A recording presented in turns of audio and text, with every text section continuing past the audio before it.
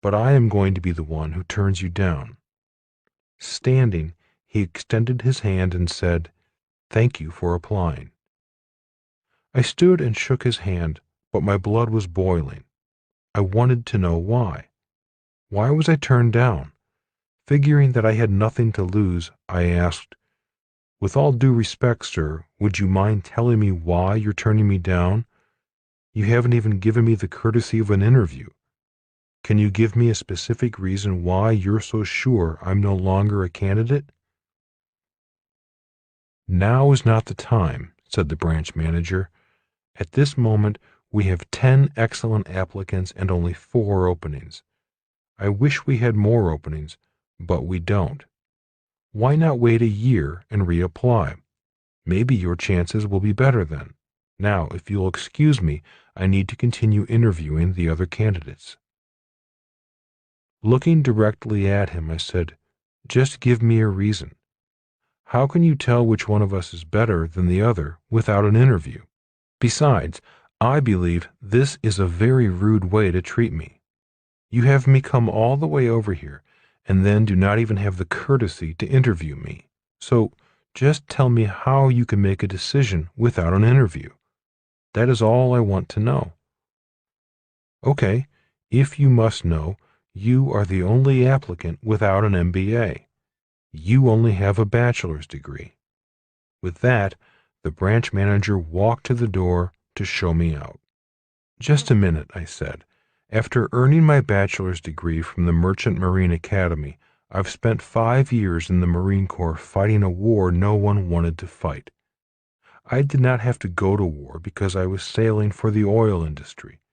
I was employed by Standard Oil, which made me draft exempt, yet I volunteered anyway. And now you are telling me that you are not going to hire me because I didn't go back to college to get my master's degree? I had other things to do. There was a war to fight, and you are telling me that you'd rather hire draft dodgers who went to school? That is not what we are here to discuss. We are not here to discuss the war or our political inclinations," said the manager, who was about my age. "And yes, I am hiring people who went back to school. The job market is tight. We have many qualified applicants, so we can afford to be choosy. Right now, we are only hiring applicants with MBAs. That is how we are making our decision. Go back, get your MBA, and maybe then we'll talk." "So why wasn't I told this earlier?" I asked. "Why let me go through this process only to tell me now?" "We make exceptions for exceptional people," said the manager. "Even though you do not have a master's degree, our screeners thought you might have other qualities we are looking for. So far, my other managers thought you were good, but not exceptional." At that moment, I decided to become exceptional, or at least memorable. The manager held the door open and once again extended his hand for a weak handshake with a weak smile.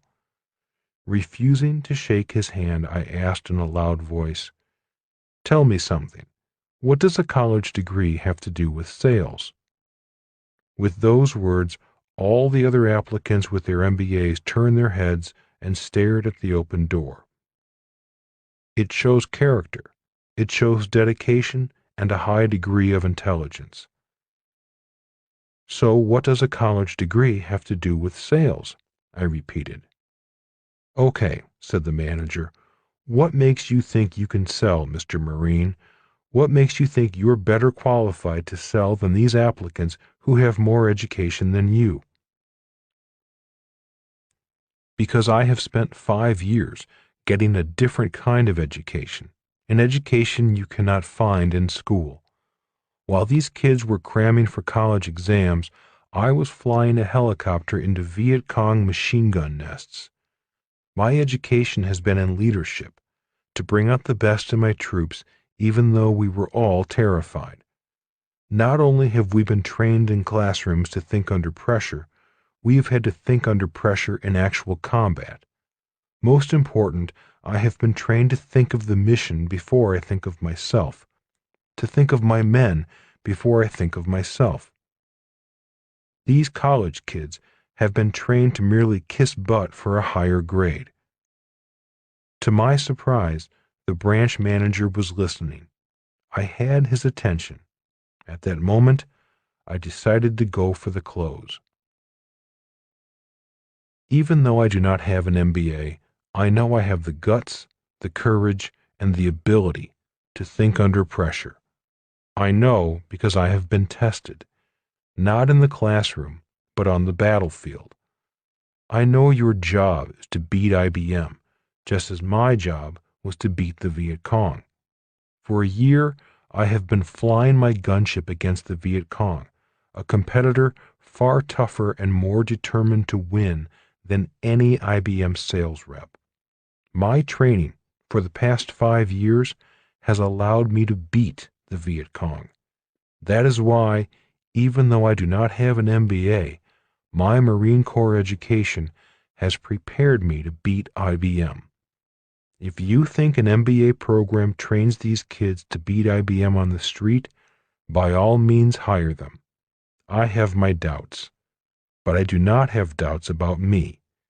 If I can beat the Viet Cong, I know I can beat an IBM sales rep, even if they have an MBA and I don't. The entire office area was silent. Looking down the row of hopeful applicants, briefcases carefully placed at their sides or on their laps, I could see the MBAs shaking a little. They heard everything I said. Turning to the branch manager, I shook his hand and thanked him for listening. I had said my piece. Smiling, I said, "I think I'll go work for your competitor." "Just a minute," the branch manager said softly. "Please step back into my office. I do have the power to make an exception in spite of our current hiring policy." Nothing to lose. After being hired, I went to Rich Dad's office to tell him the news. I also told him what I said once I heard I was not going to be hired. He smiled and said, "Sometimes we win the most when we have nothing to lose." He also said, "The hard part for most people is getting to nothing. Most people would rather hang on to a little than let go and get to nothing." 4 years of misery. Learning to sell was much harder for me than learning to fly. In fact, there were many days I wished I were back in Vietnam flying against Viet Cong machine gun nests instead of being on the streets of Honolulu knocking on doors. Basically, I am a very shy person. Even today, parties and social events are painful for me. So, knocking on the doors of strangers was a terrifying daily experience. For 2 years, I was the worst salesperson on the Xerox sales team.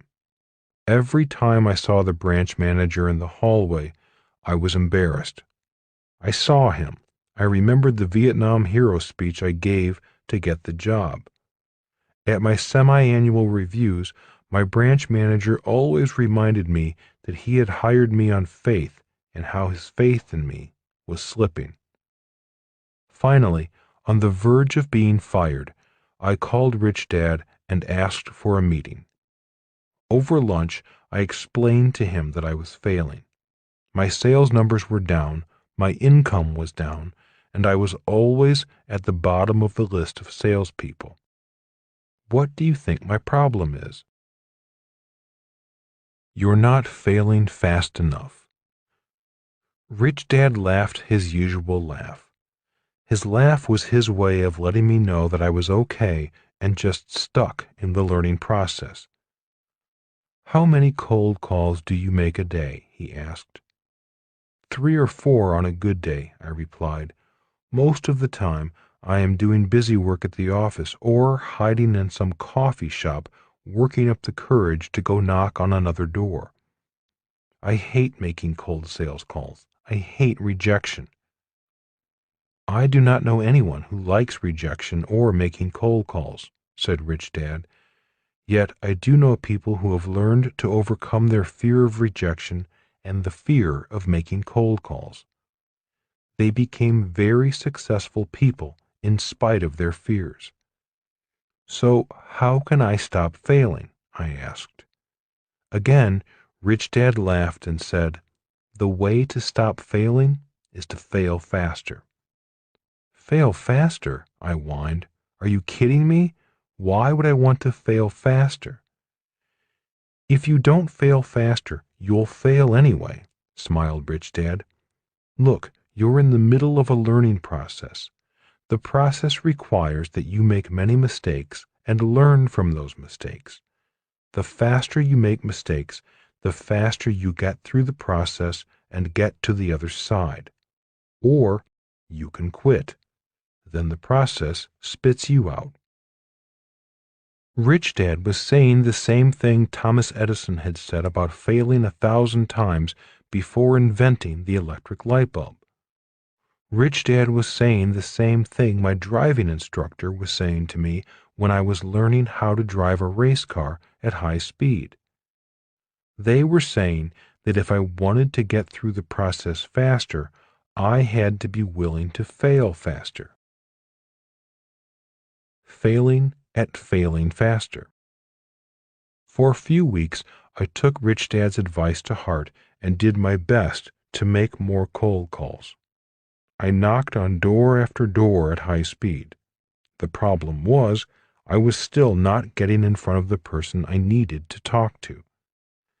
Their secretaries were very skilled at keeping pesky salespeople like me away from their bosses. Now that I was failing at failing faster, I called Rich Dad again and asked for advice. I called him because I realized I was even failing at failing. Again he laughed and said, "Keep your daytime job and find a sales job at night, but find a sales job that will let you fail faster." Naturally, I whined and complained. I didn't want to work at night. I was single, and this was Hawaii. I wanted to be at the Waikiki nightclubs. I did not want to be selling at night. After listening to me moan and complain, Rich Dad simply asked, "How badly do you want to be an entrepreneur?" The number one skill of an entrepreneur is their ability to sell. If you do not get through this part of the process, you'll be better off as an employee. It's your life. It's your future. It's your choice. You can fail now, or you can fail later. It was an old lesson. I had listened to the same lesson before. The subject changed. This time it was the subject of sales. But the lesson was always the same. The lesson was that if I wanted to succeed, I had to be willing to fail. With my own dad's business failure still fresh in my mind, I knew this lesson about sales was especially important. I knew that if I wanted to become an entrepreneur in the B quadrant, I had to learn to sell. But I hated knocking on doors. I dreaded it, day in and day out. One day, after hearing 4 replies of, "We're not interested," and one, "If you do not get out of my office, I'll call the cops," I hit the depths of depression. I went home rather than back to the office. Sitting in my little apartment in Waikiki, I contemplated quitting. I even considered going back to school and getting my law degree. But I lay down, took a couple of aspirin, and that idea soon passed. It was time to fail faster in a new way. Working for free. Rather than find a job at night, I remembered Rich Dad's advice that it was easier to find work if you were willing to work for free. I found a charity that needed people to dial for dollars at night. Leaving my job at Xerox, I would go uptown and dial for dollars from 7 to 9:30 p.m. For 2.5 hours, I failed as fast as I could over the phone. Instead of making only 3 to 7 sales calls during the day, I was sometimes making over 20 sales calls in 2.5 hours at night. My rejection rate and failure rate went up. But curiously, as my failure rate went up, so did my success in raising money. The more calls I made, the better I became at handling the rejections. I learned what worked with the calls that succeeded and started changing my pitch based on the rejections and the successes. The faster I failed at night for charity, the more I succeeded at Xerox by day. Soon I was climbing up the list of salespeople rather than being at the bottom of the list. Even though I was not being paid at night, my income by day was going up. Working those extra hours even had an impact on my fun hours. The higher the number of rejections at the charity, the more fun I had in the nightclubs of Waikiki. Suddenly, I was not as afraid to talk to the pretty women in the clubs. I was less awkward, less terrified about being rejected. Soon, I was even becoming cool and popular, and women were actually hanging around me. After 4 years at an all-male military school and then years in the Marine Corps, being around so many pretty women was quite a treat. It was a lot better than being the lonely nerd at the end of the bar, staring at the pretty women from a distance. From 10 p.m. to 1 in the morning, I was the disco duck, just like John Travolta in the movie Saturday Night Fever. I even had a white suit, long-collared shirts, disco boots on my feet, and shells around my neck. Everywhere I went, I walked to the sounds playing in my head of the Bee Gees song, Staying Alive. My hours were ridiculous, and I am sure I looked ridiculous, but it worked. I was failing fast and doing my homework at the communications level of the BI triangle. Failing pays off. In my 3rd and 4th years at Xerox, instead of being at the bottom of the sales pack, I was at the top of the pack. I was also making a lot of money. My failing was paying off. In the 4th year, I was consistently number 1 in sales. Once I made it to the top, I knew it was time to move on. My school days in sales were over. It was time to learn something new. But little did I know that my success in sales was setting me up for the biggest business failure of my life. The 4 business schools. Rich Dad explained to his son and me that there are 4 different types of business schools. They are 1. Traditional business schools. These schools are located at accredited colleges and universities and offer degreed programs, such as an MBA program. 2. Family business schools. Many family businesses, such as my rich dad's business, are great places to get a business education, if you are a member of the family. 3. Corporate business schools. Many businesses offer intern programs for promising young students. After graduation, the company hires and then guides their career development. In many cases, the company will pay the tuition and even allow time off for further study. After receiving a formal education, promising employees are often rotated through different divisions of the company so they can see the entire business and get hands-on experience. 4. Business schools of the street. This is the school that entrepreneurs attend when they leave the security blanket of school, family, or the corporate world. This is the school where your street smarts are developed. Going to school. All 4 schools have their merits, their strengths, and their weaknesses. I am not here to say that one is better than the other. In my life, I have been fortunate enough to attend all 4 in one way or another. a traditional business school. While at Xerox, I did attend a local university night school with the intent of receiving my MBA. That lasted less than a year. It was not for me. The instructors were either employees of the school or employees of a corporation. The students, for the most part, were seeking to become high-paid, well-educated employees, just like their instructors.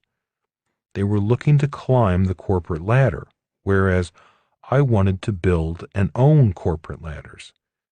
It was a different culture and a different curriculum, so I left. A family business school. My friendship with Mike allowed me to attend a family business school via Rich Dad's Businesses. That was a great school for me, simply because it lasted for years. Rich Dad was not only a successful real-world entrepreneur, but also a great teacher. A corporate business school. Through the Xerox Corporation, I attended one of the best corporate sales training programs in the world. Soon after I was hired in 1974, the company flew me first class from Honolulu to Leesburg, Virginia, to spend 2 weeks at their sales training facility. It was fantastic. After receiving our classroom training, we immediately hit the streets to practice what we learned in the classroom. Our sales managers were great teachers and mentors. They kept us on track with classroom theory applied to real-world challenges found on the street. We studied hard, not only learning sales skills, but also studying our competitors' products and strategies. We had one objective at that time, and that was to beat IBM. They were tough competitors and a worthy opponent, so we knew we had to be up for the challenge. The business school of the streets. But the toughest business school for me was the business school of the streets.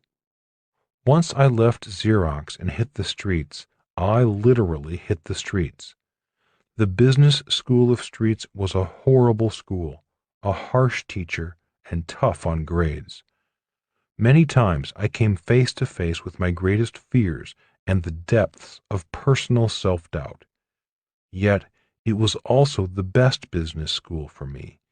It was just what I needed. Instead of A's and B's as grades, street grades are measured in dollars earned or dollars lost. Graduation Day.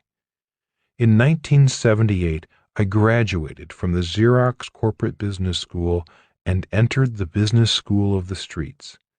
It was an emotionally tough transition for me.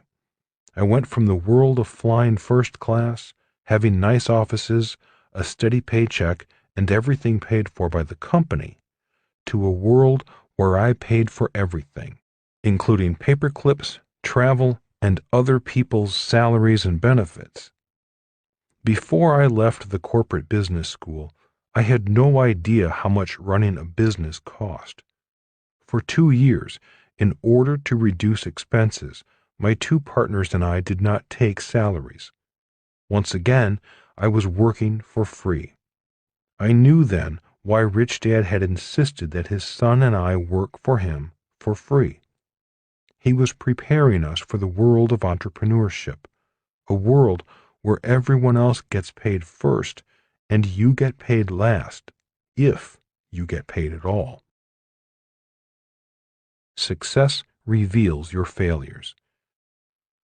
Another of Rich Dad's lessons was, success reveals your failures.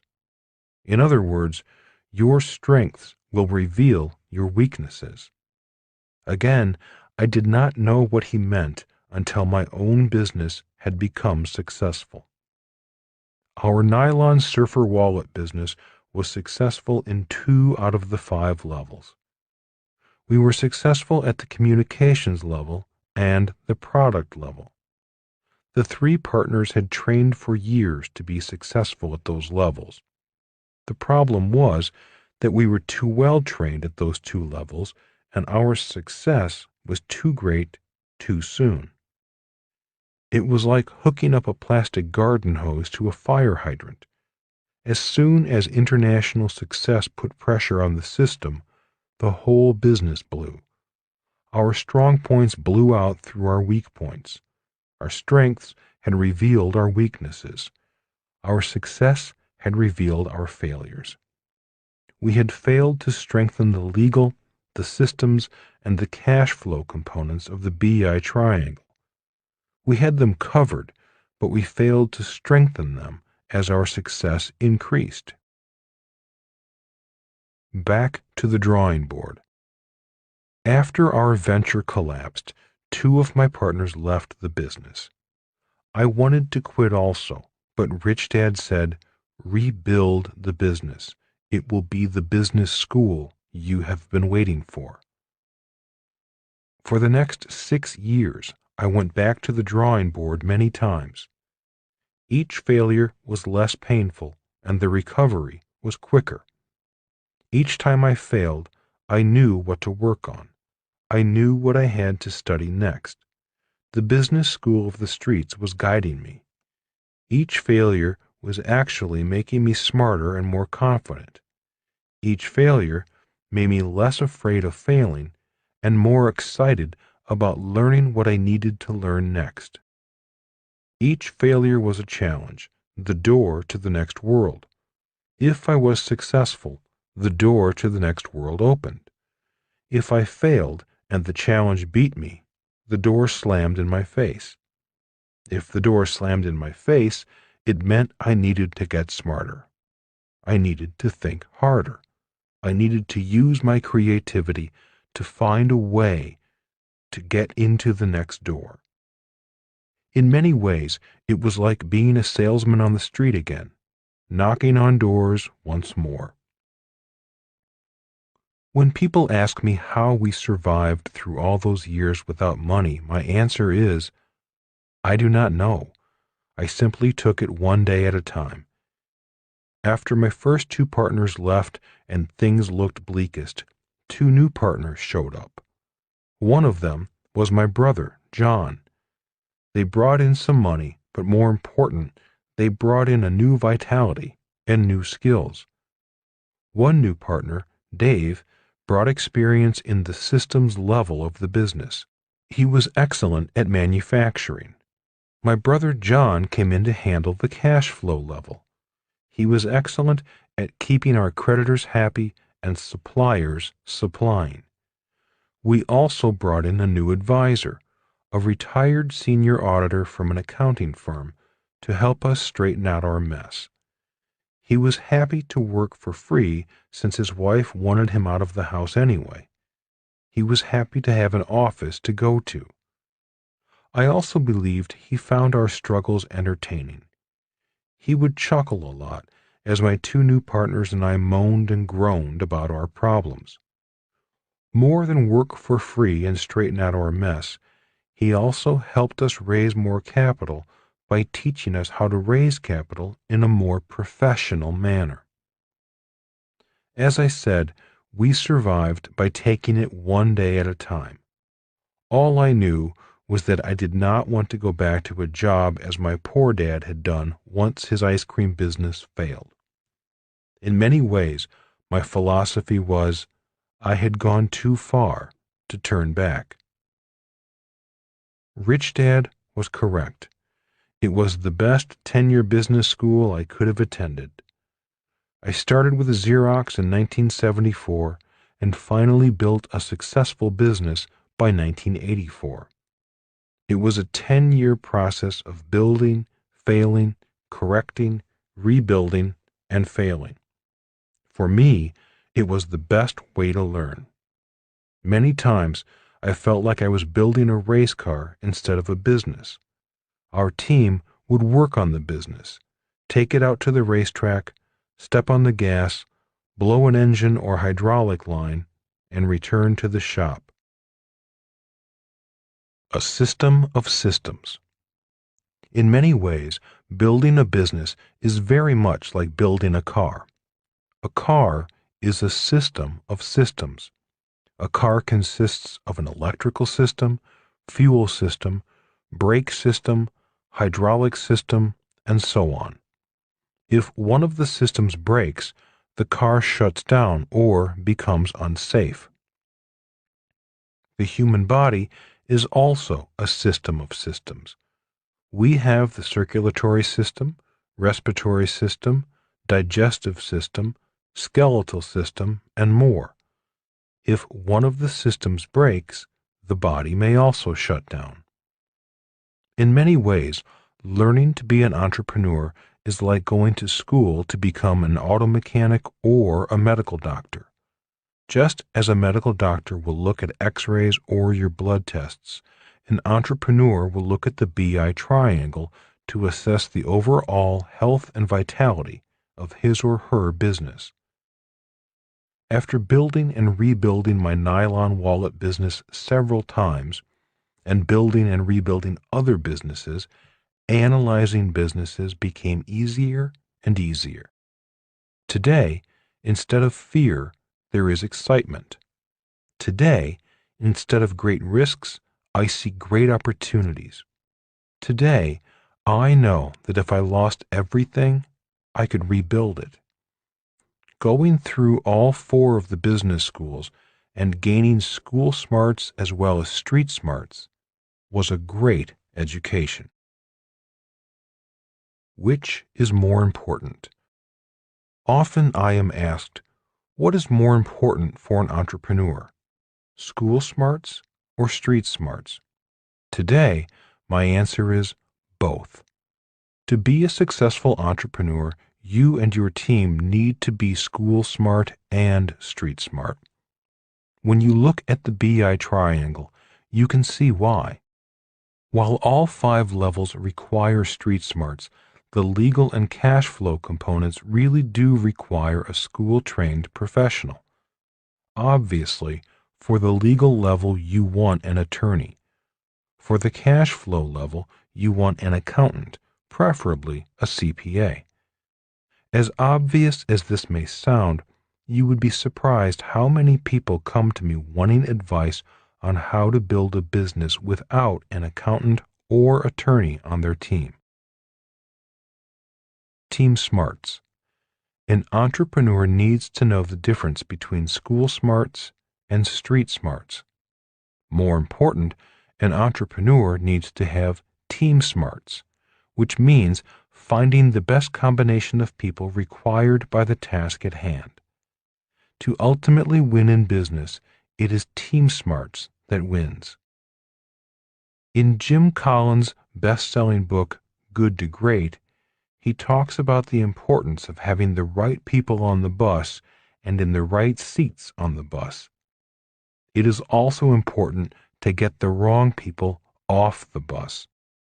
You need to have a team with the talent necessary for all the elements in the BI triangle.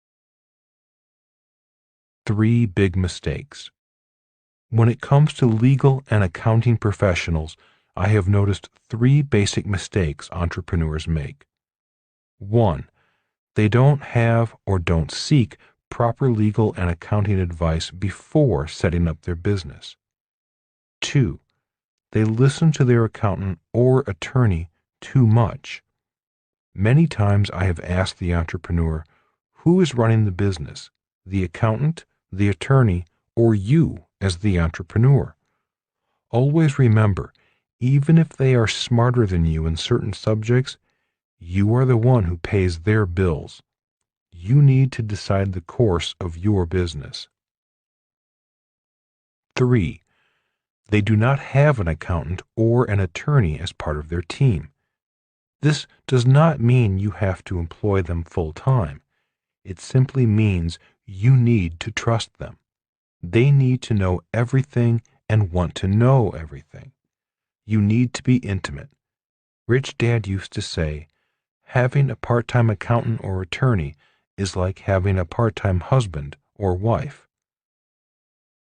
The difference between school smarts and street smarts. School smarts. A thinker, analytical skills, critical thinker. T thinker, technical skills, expertise. Street smarts, C thinker, creative thinker, flexible logic. P thinker, people skills, leadership. On the left side are characteristics generally associated with school smart people. The right side is generally associated with street smart people. My rich dad said, if you are to develop as an entrepreneur, you will need to develop all four areas. I will refer again to these traits, and they should become clearer with each example.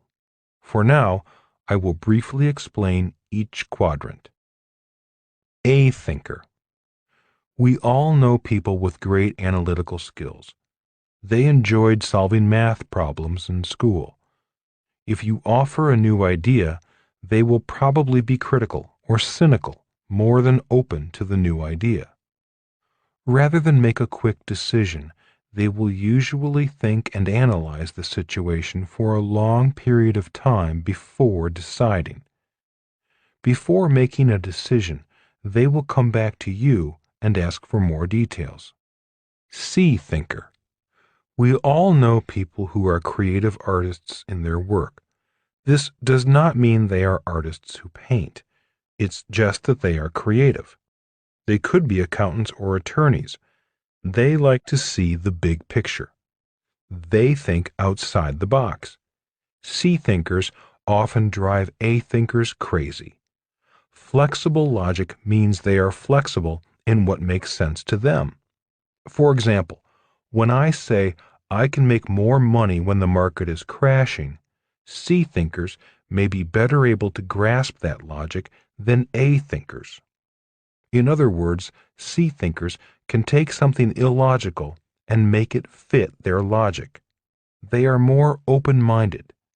A thinkers often just reject anything that does not fit their way of thinking. T thinker. We all know people who are technical wizards. They may be computer wizards who speak a language found only on Mars, or they may be motorheads who think everyone knows how to drop a transmission and fix it. T thinkers are often the exact opposite of P thinkers. Why? Because T thinkers seem to be most comfortable with people who enjoy the same technical subject they do. They attend computer conventions just to meet other computer geeks. They hang out in auto parts stores just to meet someone they can talk to. P thinker. In high school, the strongest P thinkers often ran for student body officer or were voted most popular. Unlike the T thinker, P thinkers can start a conversation with anyone. At a party, P thinkers are the stars. Everyone invites them to their parties because they make the party fun. In business, the staff and employees love this person. They will do anything for a P thinker. In business, P thinkers can make great leaders if they also possess the necessary business skills. When they speak, people listen. Different thinker, different entrepreneur. As you may have already guessed, each different type of thinker will be attracted to different types of entrepreneurial businesses. For example, a T thinker motorhead may enjoy opening an auto parts store. An A thinker lawyer may like opening a law practice. A C thinking medical doctor may want to become a cosmetic surgeon.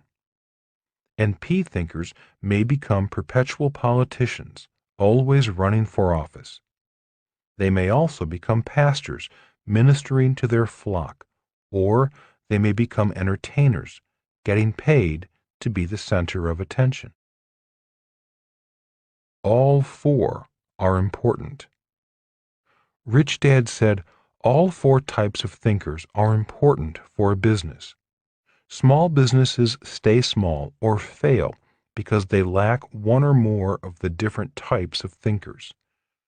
One of the reasons why my nylon surfer wallet business failed was that we were too strong in the C and P categories and very weak in the A and T categories.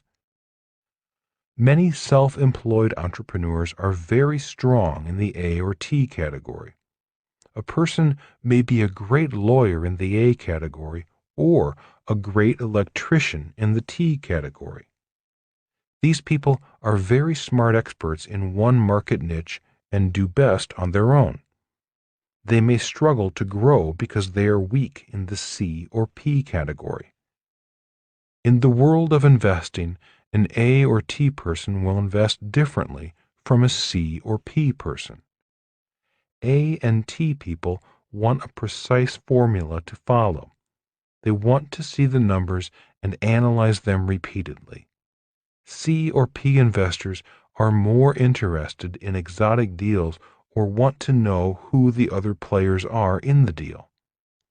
Notice the word player, which means people are important in the investment equation. This is important for P thinkers. When I give my classes on investing, I will often have a group of people ask, "Tell me what to do. What is the formula you followed?" When I hear such questions, I know they are probably A or T thinkers. It drives them crazy when I say, "We just created the investment. We got together with a group of people and put the deal together and made a lot of money." It drives them crazy because our way of investing does not fit their logic system. It is easy for A and T thinkers to follow a formula such as save money, get out of debt, invest for the long term, and diversify. This formula soothes their need for a logical formula for investing, even though it is not the greatest investment formula. They may get frustrated with my formulas since they may not have minds that allow flexible logic. Rich Dad's advice. Rich Dad was concerned about my becoming an entrepreneur because I was weak in all four categories. I was not strong as an A, T, P, or C thinker. He said, "You have to find one category and become good at it." On a legal tablet, he wrote down the 5 elements of the BI triangle. 1. Product. 2. Legal. 3. Systems. 4. Communications. 5. Cash flow. He then said, "I don't think you have a realistic chance in the legal, systems, or cash flow levels of the BI triangle. You have not done well in school, and you probably never will. I don't think you'll ever go back to school and become a lawyer, accountant, or engineer. That leaves the product level and the communications level. Choose one and commit the rest of your life to being the best at that level." And that is how I decided to leave the Marine Corps and work for the Xerox Corporation. In 1974, I decided my best chance for success as an entrepreneur was to be an expert at communicating to people. I was not a natural P thinker, but I decided it was a category I was willing to study for the rest of my life. Today, I have tremendous respect for people with school smarts, people who are creative and can design products, or legal minds who have made the study of law their life, or engineers who are great at systems. I have tremendous respect for smart accountants who know how to keep track of where the cash has been flowing. Become an expert at only one level. When I asked my rich dad why I should become an expert at one level, his reply was, "If you want to have the best team around you, you need to be the best at something as well. If you are only mediocre at communications, then you will never need the best attorneys, engineers, designers, or accountants. you will only need mediocre ones because you are mediocre. Build a team of experts. Some self-employed people do not do as well as they could because they feel they have to be experts at all 5 levels. They are often smart and good at all 5 levels, but they may not be strong at all levels. This may be why they often stay in the S quadrant. If you want to be a success in the B quadrant, you need to be the best at one of the levels, and then build a team of experts around you that fill in the rest of the levels. As I overcame my shyness, I would say I became pretty good at sales, marketing, writing, speaking, and creating informational products.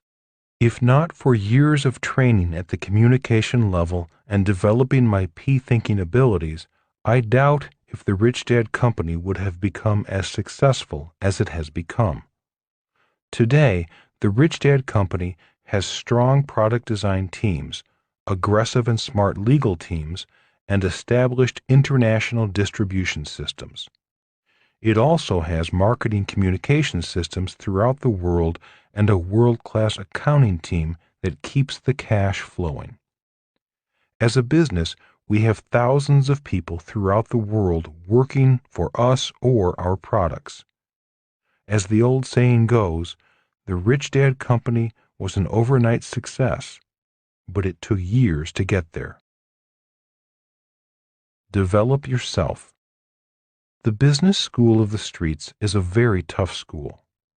I still have memories of walking around New York City, running out of money, knocking on doors, hoping to find someone who would say yes to my nylon wallets. I love New York City, yet I always know that it can be a very cruel city if you are poor, unsuccessful, and unknown. Although the Rich Dad Company's offices are in Arizona, the engines of the business are located in New York City and cities all over the world. It is exciting to have access to the offices of some of the most powerful companies in the world, such as American Express, ABC, NBC, CBS, Fortune, Business Week magazine, Forbes magazine, the New York Times, New York Post, and CNN. It is even more exciting to do, or propose to do, business with them.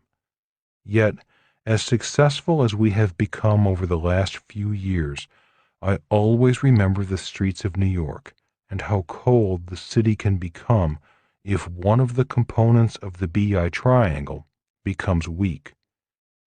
So, before quitting your job, know that your most important job is to develop yourself. If you will dedicate yourself to becoming a great entrepreneur, you will find it easier to find great people to be members of your team.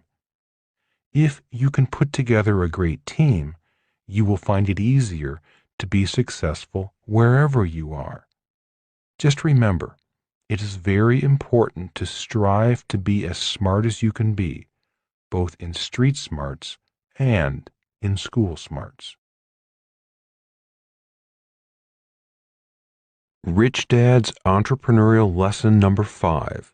The process is more important than the goal. Chapter 5. Money Talks. We were rich for 6 months, I said. Money was pouring in, and then the roof caved in. Well, at least you were millionaires, even if it was only for 6 months, said Rich Dad, chuckling. Many people will never know what it feels like to be rich. Yes, and now I'm financially ruined, I whined. 6 months of success, and years to pay it back. Well, at least you had a taste of the good life, Rich Dad smiled, doing his best to cheer me up. Most people will never know what it feels like to build an international business and be an international success. Most people will never know what it feels like to have money pouring in the door. And most people will never know what it feels like to be an international failure with money pouring out the door, I said, now beginning to laugh. So, why are you laughing? Asked Rich Dad. I don't really know, I replied. I guess I am laughing because, as painful as it is right now, I would not trade this experience for anything. As you said, I caught a glimpse of a different world, a world very few people will ever see, a world I would like to see again. It was all so very exciting for a while. Rich Dad leaned back in his chair. For a long period of time, he seemed to sit there silently reflecting upon his life, the battles won and battles lost. Finally, he came out of his thoughts and said, most people dash from home to work seeking security from this world. For many, work and home are where they hide from the harsh realities of a competitive world. All they want is a steady paycheck and a place to call home away from home. Rich Dad again paused and then said, and others seek something else. You mean something more than just security and money? I asked. With a wistful look in his eye, Rich Dad said, yes, if all I wanted was a secure job, a steady paycheck, and a home away from home, I would never have become an entrepreneur. And what were you looking for beyond security and money? I asked. A different world, a different way of living. As you know, I came from a very poor family. I wanted more than just a lot of money. I wanted more than just a big house and nice cars. I wanted a life few people ever live. I knew I faced greater chances of failing than succeeding. I knew there would be highs and lows as an entrepreneur. And like everyone else, I was concerned by the highs and lows. Yet, it was the thought of a different level of life that made the risks seem worthwhile. It was not just about making money. It was about a life's adventure. Rich Dad then stopped for a long moment, thinking his private thoughts. Finally continuing, he said, when my life is over, I already know the highs and lows will become memories of just one great adventure, of deals won and deals lost, friends made and friends lost, and of money made and money lost. It will be memories of total strangers walking in your door just to join you on your next adventure, and walking out your door once the adventure is over. And along the way, hopefully, you find that place, a place with the quality and beauty of life you knew in your heart existed, that you knew in your dreams would come true. And have you found your place? I asked. Rich Dad simply nodded and smiled contentedly. A glimpse of your future. With that, there really was not much more to talk about.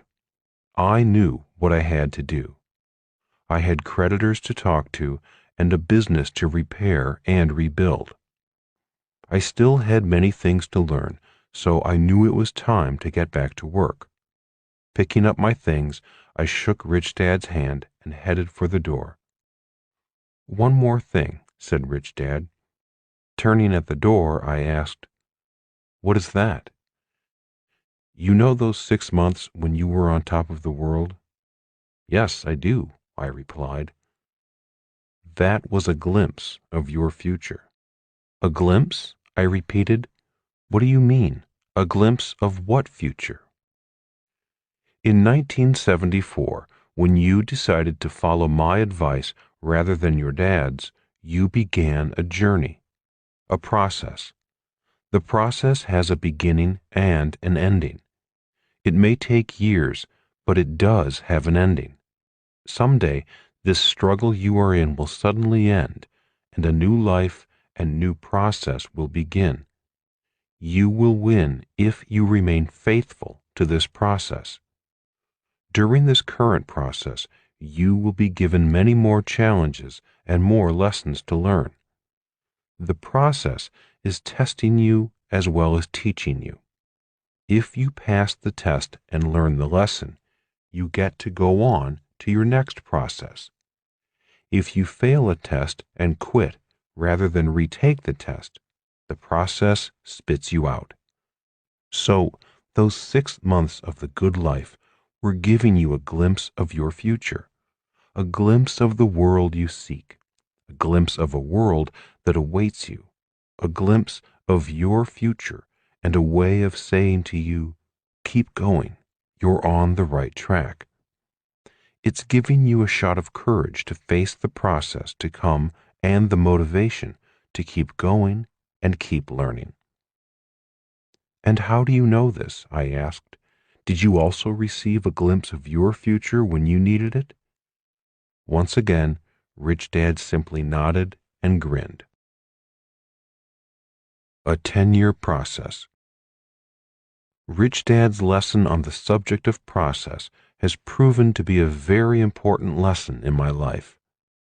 Looking back, it seems that my personal processes ran in approximately 10-year cycles, with each 10-year cycle a different process. For example, 1974 to 1984, the learning process. This is the period of time when I was learning the real-world skills of an entrepreneur. Classroom days were over, and the business school of the streets was doing the teaching. I was making many big mistakes simply because I had a lot to learn. During this period of time, I was practicing my entrepreneurial skills, building a company that manufactured nylon wallets in the Far East and marketed them throughout the world. We also designed merchandise products for rock bands such as Duran Duran, Van Halen, Judas Priest, Pink Floyd, and Boy George. At this time, I was learning as much as I could about all the elements of the BI triangle. This was the real-world business school. 1984 to 1994, the earning process. During this period of time, I began to make a lot of money as well as build a foundation of wealth. The lessons learned from the mistakes were paying off in money. Investing that money in real estate gave Kim and me not only a foundation of assets generating passive income, but also more experience as real estate investors. During this period, I was following my passion, which was to teach entrepreneurship and investing. Our company put on courses entitled The Business School for Entrepreneurs and The Business School for Investors. At this point, I was combining my poor dad's profession, teaching, with my rich dad's lessons on business and investing.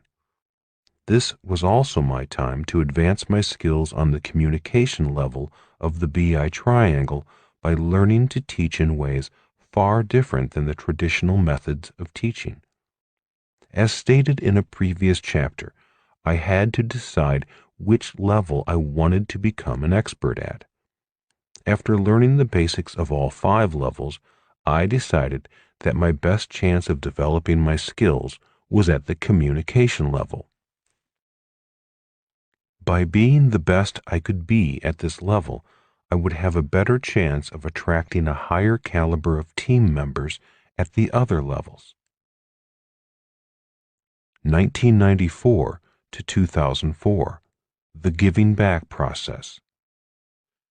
After Kim and I had enough money to survive on without working, I knew it was time to give back. In selling our education business, I took time to design a business that could teach my rich dad's lessons to more people at lower prices. That was the conception of the Rich Dad Company. Instead of teaching via seminars that at times cost over $5,000 to attend, I decided to create the cash flow game. During this period of time, my focus shifted from making money to asking myself the question, how can I serve more people? Ironically, I have made more money focusing on serving more people than focusing on how to make more money. In 2004, Kim and I decided that we had taken the business to a point where we needed to bring in additional management to take it to the next level, and the business has much further to go. The 10-year cycles were not planned. It just seemed to happen that way. It was only when I looked back over my shoulder that I recognized the 10-year pattern. Today, I live the life I caught a glimpse of in 1978. The process kept its promise to me. The process is more important than the goal. Most of us have heard that it is important to set goals. Yet Rich Dad had a different take on goals. He said, goals are important, but the process of obtaining the goal is far more important than the goal. Explaining, he would say, if you ask most people who wants to be a millionaire, most people would raise their hand. They have a goal of becoming a millionaire, but now they need to choose the process for achieving that goal. There are many ways a person can reach their goal of becoming a millionaire. Different processes to become a millionaire. Rich Dad said, the reason the process is more important than the goal is that the process determines who you become in attaining your goals. Some different processes to become rich are: you can become rich by inheriting money. But most of us know if we stand to inherit money, and finding a rich person willing to adopt you may prove quite difficult. You can become rich by marrying for money. The problem is, we all know who and what you become in the process. It is the oldest profession in the world. You can become rich by being cheap. The problem is, if you become rich by being cheap, at the end of the process, you are still cheap, and the world hates rich, cheap people. In fact, the rich, cheap people of the world give rich people a bad name. You can become rich by being a crook. The problem is, at the end of the process, you are a rich crook with crooked friends. Honest rich people do not like crooked rich people. You can become rich by being lucky. There are many ways to be lucky when getting rich. You can be born with great talent, as many athletes and actors are. You can win the lottery. You can be born rich, or you can just happen to be in the right place at the right time. The problem is, if you lose the money, you have to count on luck to get the money back. You can become rich by becoming a smart entrepreneur. To become a rich entrepreneur, you need to become a smart entrepreneur. The reason I like this process of becoming rich is that the process requires you to become smart, and becoming smart is much more important than making money. If you lose your money, this process will teach you how to get it back and become even smarter in the process. Money does not make you rich.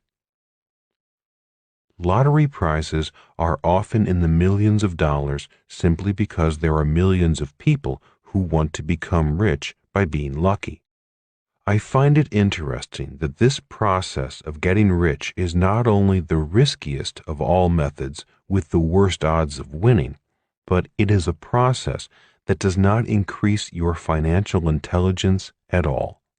In fact, winning the lottery often reveals how low a person's financial intelligence really is. The following are stories about people who used the process of luck to become millionaires. Two-time lottery winner living in a trailer. Winning the lottery isn't always what it's cracked up to be, says Evelyn Adams, who won the New Jersey lottery not just once, but twice, to the tune of $5.4 million. Today, the money is all gone, and Adams lives in a trailer.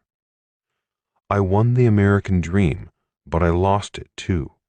It was a very hard fall. It's called rock bottom, says Adams. Everybody wanted my money. Everybody had their hand out. I never learned one simple word in the English language. No. I wish I had the chance to do it all over again. I'd be much smarter about it now, says Adams. A poor boy who got lucky. Ken Proxmire was a machinist when he won $1 million in the Michigan lottery. He moved to California and went into the car business with his brothers. Within 5 years, he filed for bankruptcy. He was just a poor boy who got lucky, explains Ken's son, Rick. Living on food stamps. William Bud Post won $16.2 million in the Pennsylvania lottery, but now lives on his Social Security. I wish it never happened. It was a total nightmare, says Post.